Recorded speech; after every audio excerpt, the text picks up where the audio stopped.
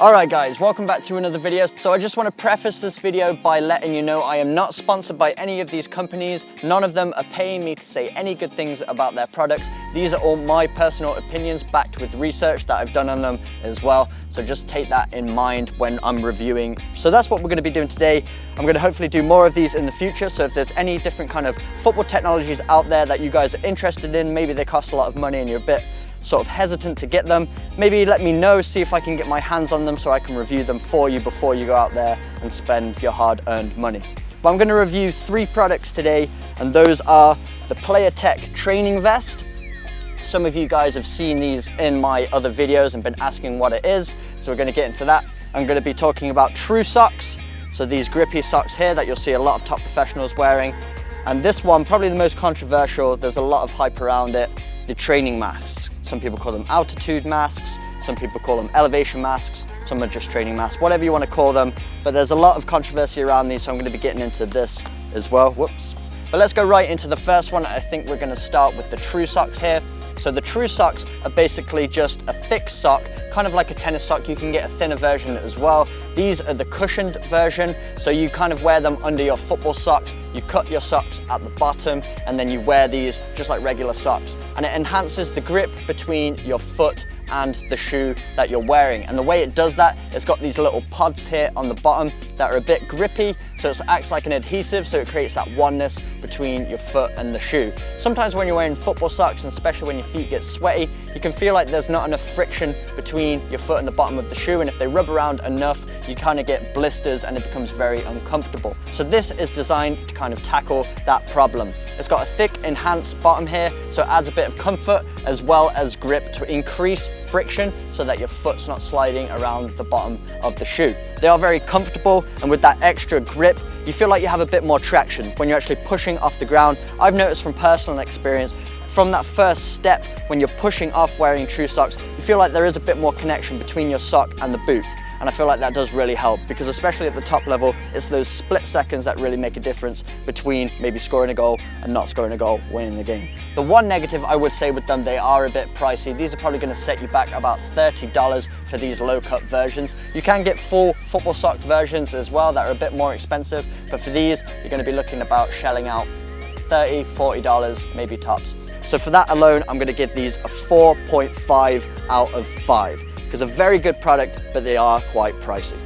So let's move on into the second product. And we're going to talk about these training masks now. And the companies that design these claim that they can replicate high altitude, high elevation. So when you're up in the mountains, the composition of the air is a lot different. And if you expose yourself to those conditions a lot longer, your body has to adapt and produce more hemoglobin to be able to use oxygen more efficiently, basically. So over time that you would become more fitter. And unfortunately with these, the air that you're breathing in when you put these masks on isn't changing at all. It's still the exact same oxygen that you're breathing in. The only difference is that you're limiting the oxygen supply. It's not actually enhancing anything whatsoever. You're just actually starving yourself of the oxygen that it needs to perform effectively. So the one positive we could find, if we really looked for one that research does back, is that these masks do improve respiratory muscle strength. And that's just the muscles that line your lungs, that are your intercostal muscles in between your ribs. And that's just because they're working overtime. It's because they're being starved of oxygen, so they're doing everything they can to try and get oxygen in there. But that's just not good for them, and it actually doesn't improve your athletic ability whatsoever. So you can't really take that one as a positive. You could argue that when you put the mask on and you take it off, you feel like you can breathe a lot better. Go grab a pillow, put that on your face for the next 5 minutes so you can barely breathe, then take it off and tell me if you can breathe better again. It's the exact same effect. All you're doing is restricting yourself with oxygen so that when you allow yourself to get access to oxygen again, of course it's going to feel like you can breathe a lot better.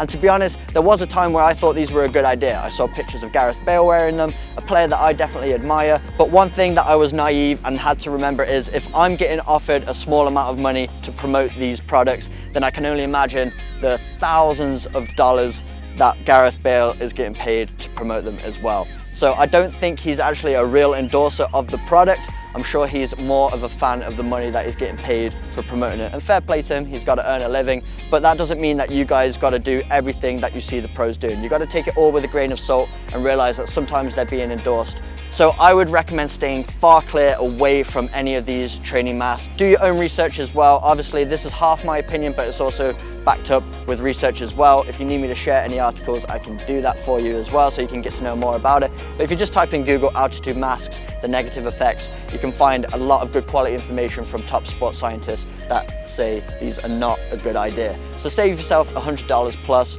and go to Chipotle, enjoy your burritos, and yeah, let's move on into the Player Tech vest. Now, moving on into the Player Tech vest, you see a lot of professionals wearing them in training. Maybe not necessarily this brand per se, but you do see a lot of players wearing these sports bra looking things. I wear them in some of my training videos. Some of you guys ask what it is, what it's for. Basically what it is, the vest itself doesn't do anything. That actually just holds the GPS tracking device. And the GPS tracking device allows you to get data from your training sessions to see things like the distance you covered during your session, how long you trained for, the areas of the pitch that you spent the most time in. You can also get access to how many sprints you did and your top speed and things like that. So it is a good tool, and this is probably a cheaper version. This isn't going to be the same one that you see the top level professionals wearing. They're going to be investing a lot more money into those products, and the reason being is because the more money you spend on them, chances are they're going to be more accurate with the information that they give you. This is just a basic one, as I said, available to everyone.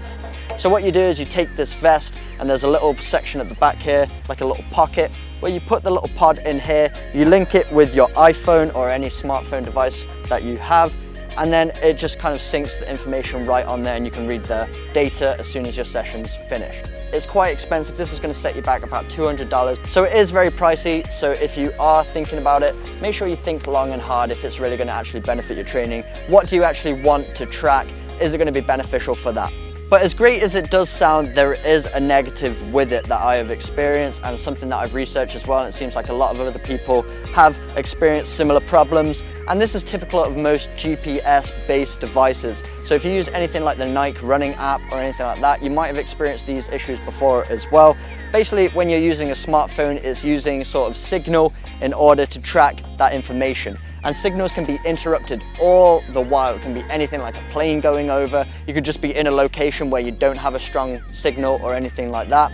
And sometimes the information comes back slightly incorrect, which isn't bad if you're just looking for general information, if you want to know how long you trained for, around how many sprints you did, approximately how many distance you covered, how many kilometers, miles, and things like that. But if you want to know the exact split seconds for your speed and things like that, if you're really trying to test how fast you can run over a certain distance and things like that, this might not be the best solution for you. I've noticed that most GPS tracking devices, they track you as a little bit slower than you actually are. If you were to use a stopwatch, a timer, or something really accurate to measure yourself running at full speed, you're probably going to be a bit quicker than if you tracked yourself using anything like the Nike training app or anything like that, just because of the interruptions that happen. So in summary, the three products on the table, in fact, I didn't even give a score for the training mask. And I think rightly so as well, because I just don't want you to waste your money. You're just paying for a bit of plastic, way too much for it. That's actually going to cause you negative effects. Not only is it not going to work, it's not going to be good for you at all. So I'm going to give this a 0 out of 5. The Trusox, I'm going to give a 4.5 out of 5. Just because I do think they are really good. The only negative I really see with them is that they are a bit pricey. But if you have the money and you want that comfort and top level feel of pushing off and accelerating in your shoes, I would recommend going for a pair of Trusox. As I said, they come in all different colors, so you can match them with your team's kit. And then for the Player Tech vest, I'm gonna give it a solid 4 out of 5, because as I said, really good for just tracking your general training information, good to see your stats, seeing how long you train for and things like that. So if you are recording down maybe a training program or something like that, if you're working for 30 days straight and you want to track your results and things, it's good for that general information. But if you are someone, especially someone like myself, who wants to track speed and wants it to be very accurate, it's not going to give you those precision results that you want. So that's it for today. I really do hope you enjoyed it. Hopefully we can do more like this in the future. I can review some other football technologies. Let me know if you have discovered any that you want me to review that you've been considering buying. Hopefully I can give you more information on them before you do so that you don't actually waste your money. If you did enjoy this video, make sure you smash that like button for me. Hit that subscribe button for weekly training videos. But as always, I will see you guys in my next video.